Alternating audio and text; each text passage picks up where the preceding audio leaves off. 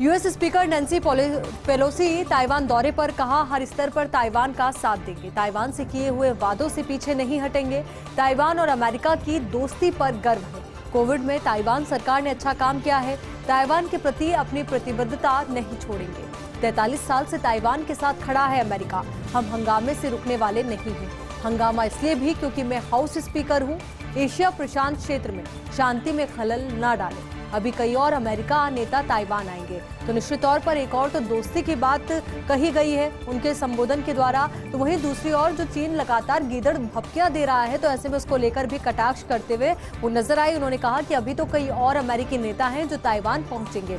तो US speaker Nancy Pelosi Taiwan दौरे पर हैं और इस दौरे के दौरान उन्होंने कहा कि हर स्तर पर ताइवान का साथ देंगे। ताइवान से किए हुए वादों से पीछे नहीं हटेंगे। ताइवान और अमेरिका की दोस्ती पर हमें गर्व है।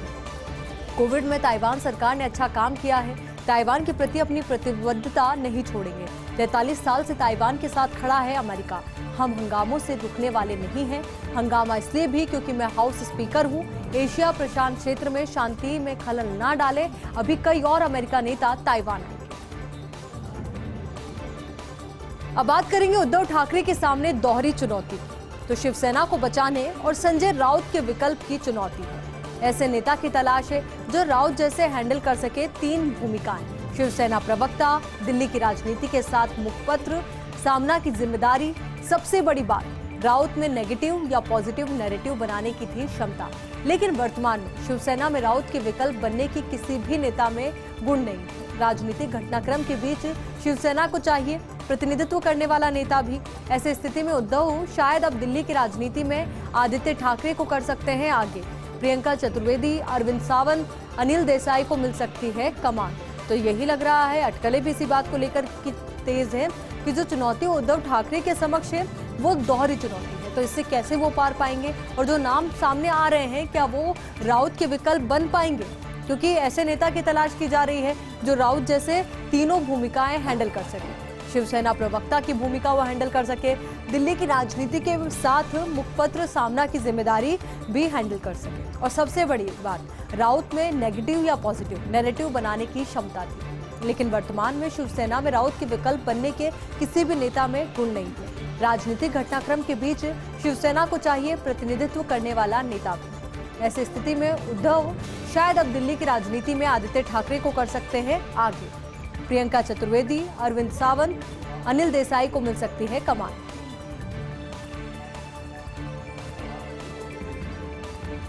उद्धव ठाकरे के सामने ये दोहरी चुनौती है। अब देखना यही महत्वपूर्ण कि उद्धव ठाकरे किस तरीके से इस चुनौती से पार पाते हैं।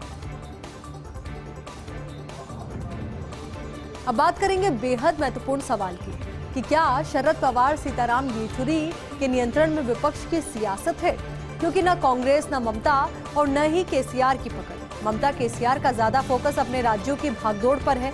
ऐसे में राष्ट्रपति, उपराष्ट्रपति उम्मीदवार के चयन में चली पवार येचुरी की।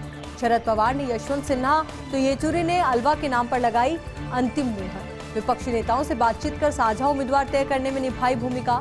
शायद कांग्रेस के दबाव के कारण भी येचुरी को विपक्ष की सियासत में मिल रहा है महत्व। झारखंड में सरकार बचाने की कवायद तेज। कांग्रेस अपने 4 में से 3 मंत्रियों को बदलेगी। रामेश्वर उरांव, बन्ना गुप्ता, बादल पत्रलेख पर गिर सकती है गाज।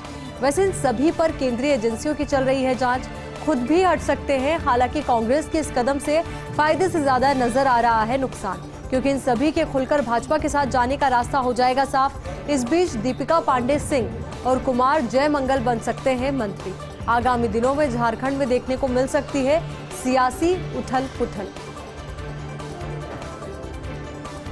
विपक्ष की एकता की धुरी बनने की ओर स्टॉलिन। तमिलनाडु सीएम एमके स्टॉलिन का नया अवतार नजर आ सकता है, क्योंकि ममता, केसीआर भाजपा विरोधी दलों को नहीं कर पाए हैं एकजुट।